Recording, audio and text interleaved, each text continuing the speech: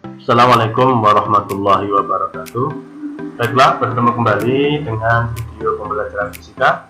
Pada kesempatan kita kali ini, kita akan membahas materi kelas 11, yaitu berkaitan dengan titik berat. Ya.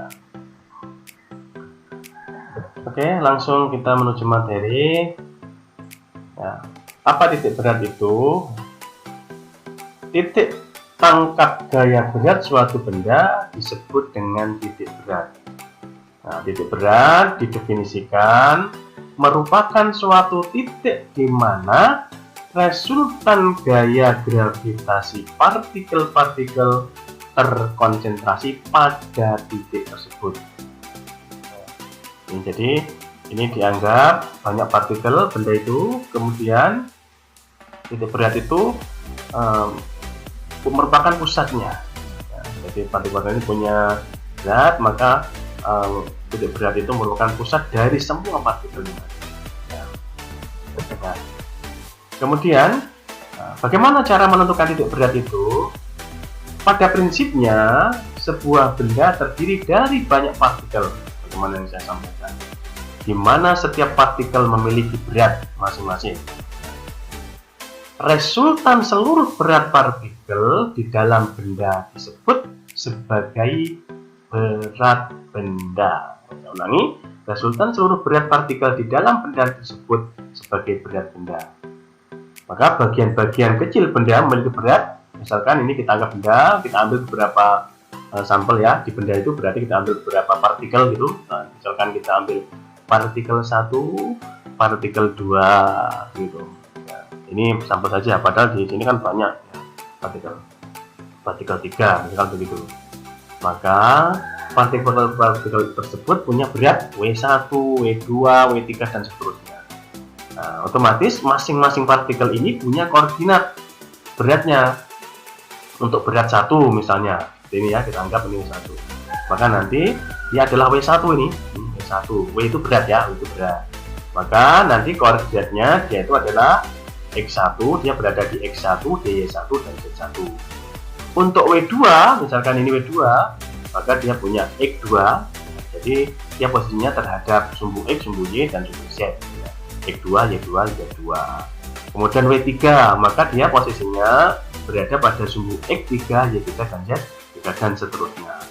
Maka nanti koordinatnya, sehingga koordinat titik beratnya dalam sumbu X adalah X0. Ini koordinat pada sumbu X. Dan pada sumbu Y adalah Y0. Gitu.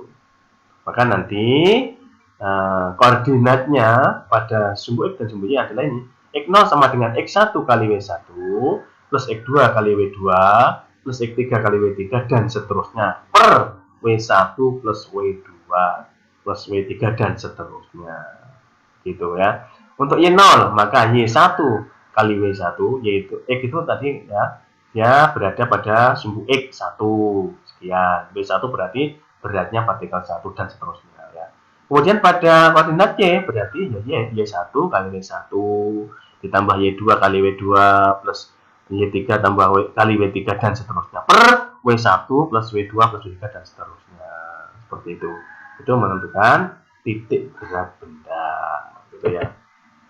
Nah, kemudian bagaimana kalau bendanya berupa satu dimensi ini. Nah, sekarang kita coba aplikasikan, nanti berarti ada satu dimensi, 2 dimensi, 3 dimensi gitu ya. Oke, sekarang untuk benda berupa satu dimensi, maka secara matematika koordinat letak titik beratnya itu adalah X0 sama dengan X1 kali L1 plus X2 kali L2 dan seterusnya. Jadi misalnya, maka nanti apa X1 itu? X1 itu adalah koordinat benda 1, L1 berarti panjang benda 1, X2 berarti letak koordinat pada sumbu X untuk benda 2, L2 berarti apa? Di panjang benda 2 dan seterusnya, L1 panjang benda 1, L2 benda 2. Begitupun untuk Y, maka Y1 kali L1 plus Y2 kali L2 dan seterusnya, dibagi L1 plus L2 dan seterusnya. Yaitu apa? Letak koordinat berat benda pada sumbu Y. Ya.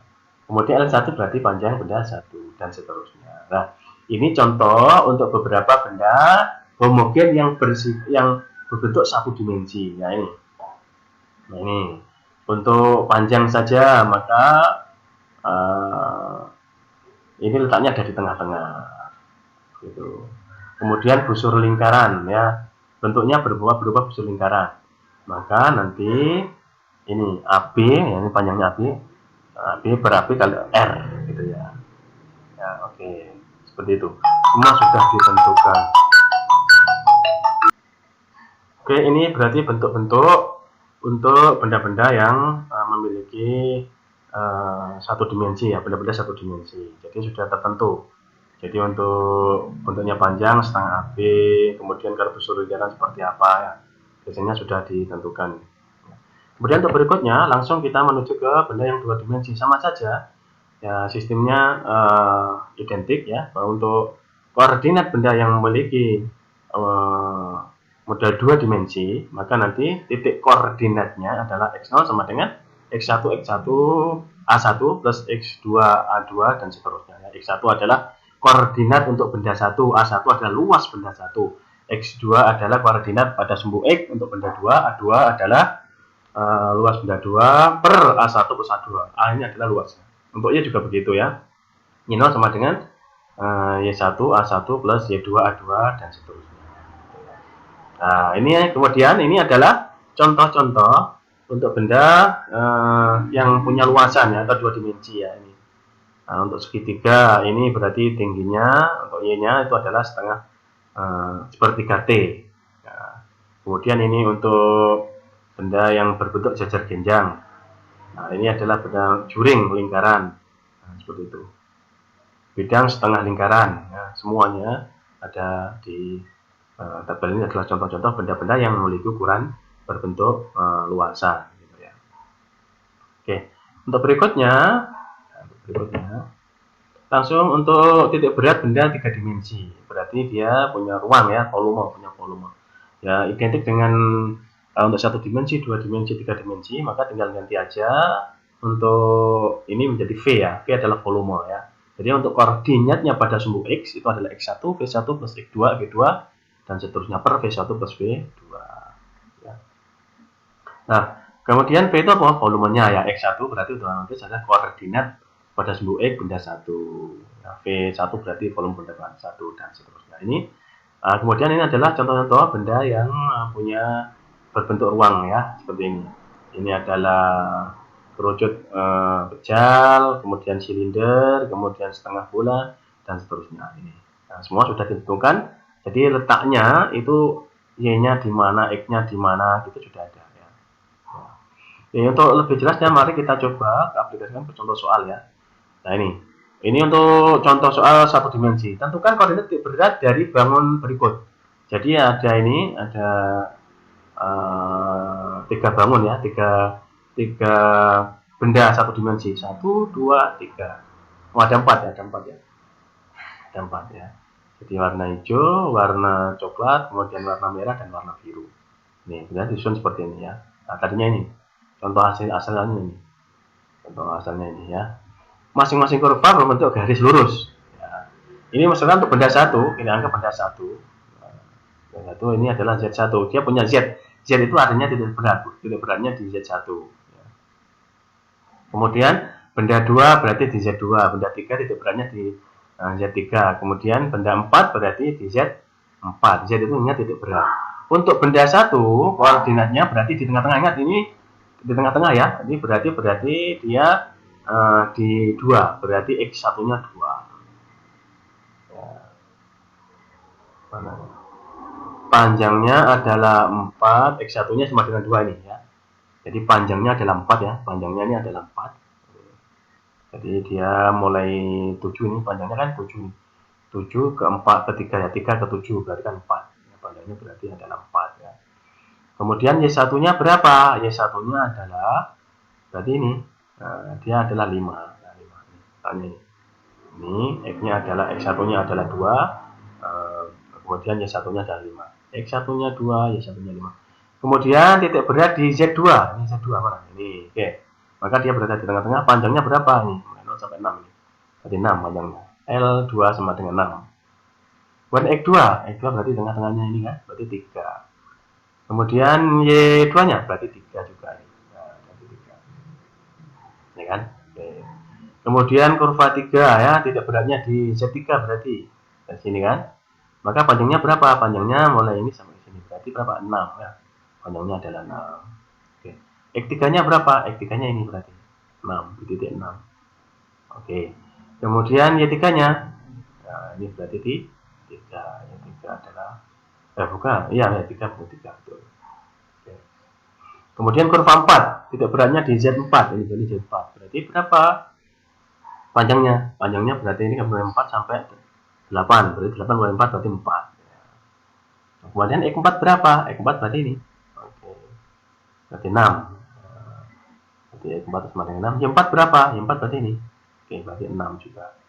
Nah, maka tinggal masukkan koordinatnya untuk X-nya, X0-nya sama dengan X1 kali L1 ditambah X2 kali L2 tambah X3 kali L3 ditambah X4 kali L4 bagi L1 plus L2 plus L3 plus L4.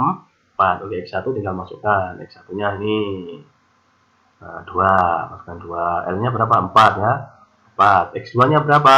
X2-nya adalah 3 ya. X2-nya 3. L2-nya berapa? 6. Kita masukkan kan? X3-nya berarti berapa? 6. 6. L3-nya 6. Kemudian X4-nya, X4. Nah, X4 mana ini? Oke, X4-nya adalah 6. Kemudian L4-nya berapa? L4-nya adalah 4. Maka tinggal kalikan ya. Kemudian L1-nya 4, L2-nya 6, L3-nya 6, L4-nya 4. Maka tinggal kalikan saja.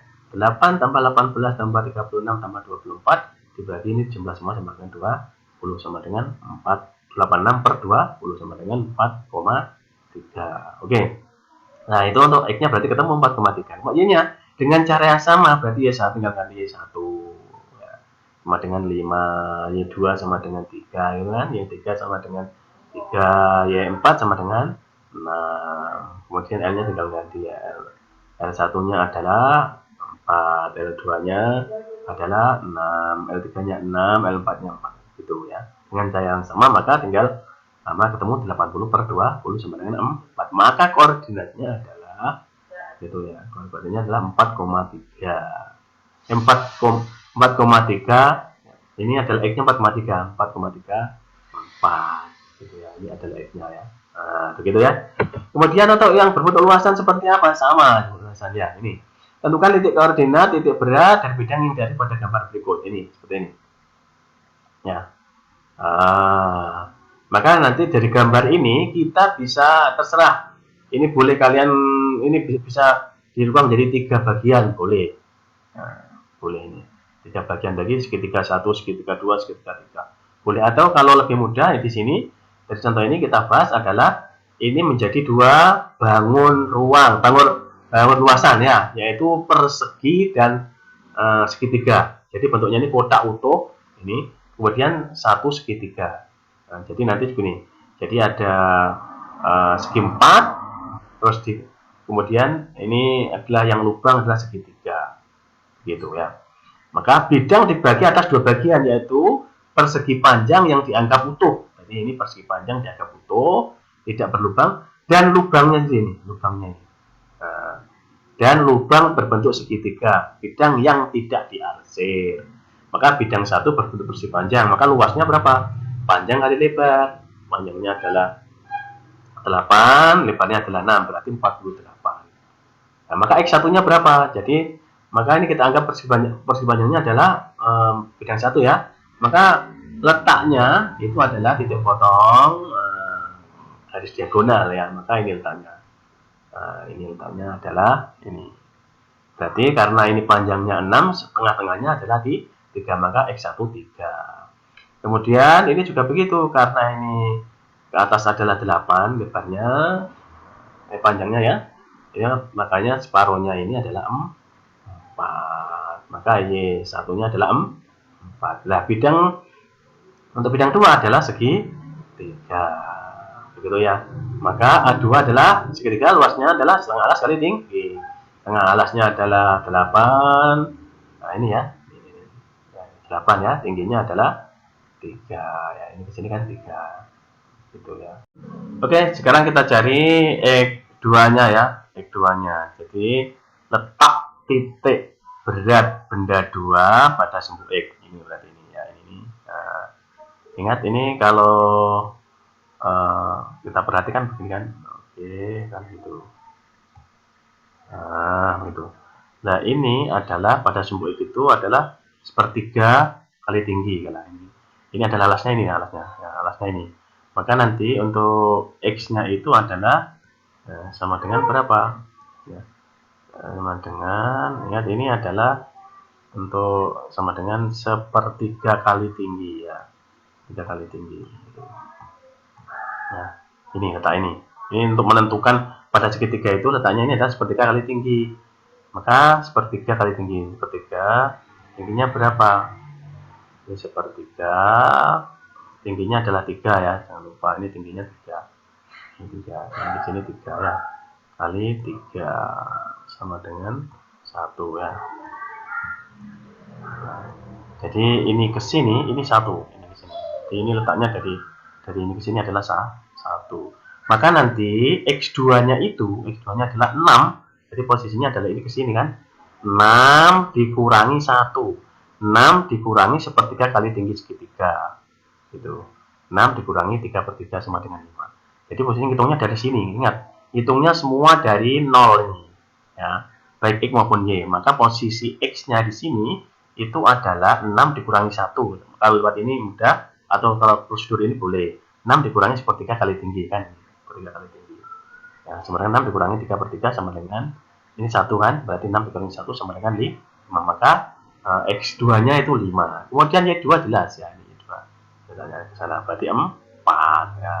Maka tinggal masukkan saja, berarti koordinatnya pada sumbu itu adalah X1A1 min X2A2. Mengapa min?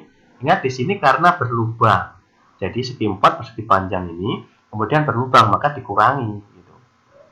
X1A1 min X2A2 per A1 min A2. Ingat ini adalah X1 adalah koordinat pada sumbu X, terus kemudian A adalah luasannya. Berarti X1-nya kita masukkan, A1-nya X1-nya adalah ini 3, kemudian A1-nya 48, X2-nya itu adalah 5 gitu. Kemudian A2-nya adalah 12. 3 kali 4 8 kurangi 5, 12 per 48 kurangi 12 sama dengan 84 per 3 6 sama dengan 7/3. Oke.